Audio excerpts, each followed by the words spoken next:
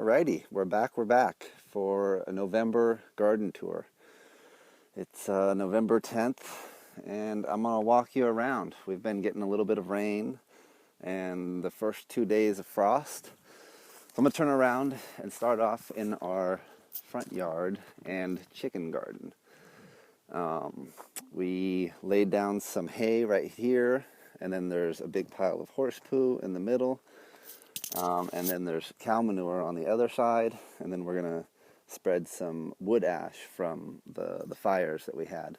Just going to get that in buckets and sprinkle it all over the ground, and all that stuff is supposed to be good for the ground. So we're also going to dig post holes, which post hole is about the size of your head. We're going to dig those about 1.5 feet, 2 feet deep, and fill them up with all sorts of things, but organic matter, mostly this horse poo.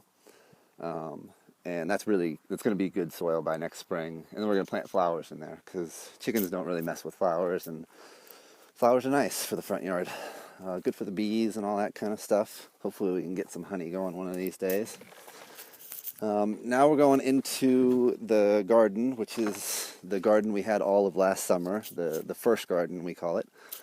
And it pretty much has everything that was there before, and I'm just letting it go and seeing how it handles this winter, and I'm going to let it die on its own. I'm not going to rip anything out.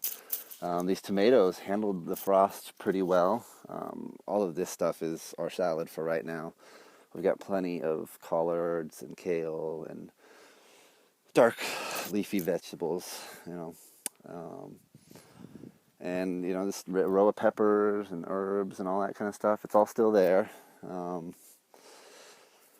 And now we're going to go into the second garden, which is all new growth for this winter. It's stuff that should grow pretty well with all the rain we're supposed to get this winter. And we've been establishing it, so it's already, we just got the first rains about a week or two ago, and I was watering it for about a month, maybe 2 months before that, getting the seedlings going and getting it going so that it's ready for all this rain that we're supposed to get.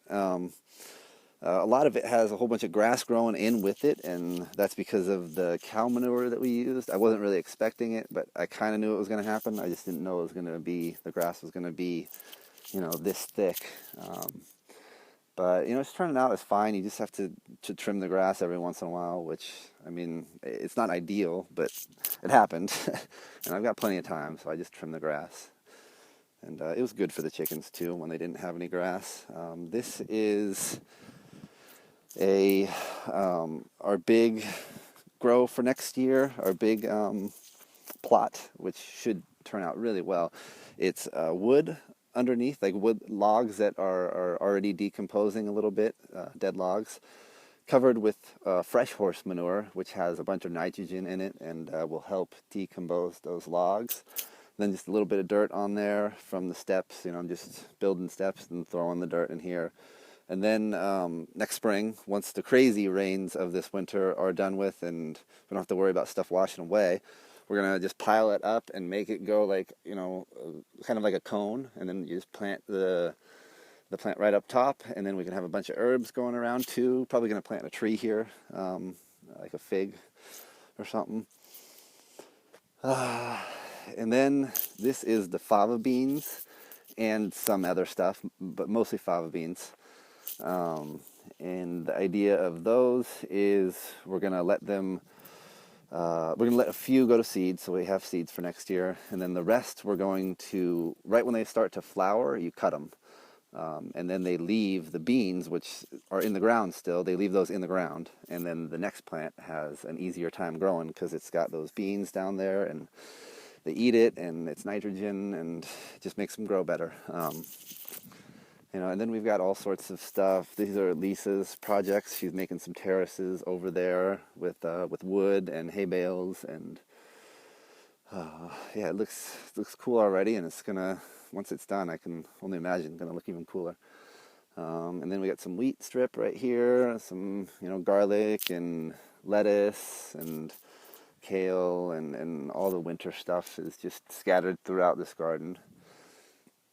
And then here is the back area that I was watering, um, you know, right at about late September. Once some rains started coming, you know, here and there, I would just put the sprinkler on for, you know, not too long, once a week. And the chickens like digging around a wet patch, so this was their wet patch. And now it's all scratched up, and I'm gonna let it grow. I think weeds in here. I'm not quite sure what I'm doing in here yet, but the chickens like going in here anyways. Now we're gonna walk over to the goats, which the goats have a new goat pen, which is a lot smaller because they've got free range on unlimited space, so they can have a small goat pen. It's just for night.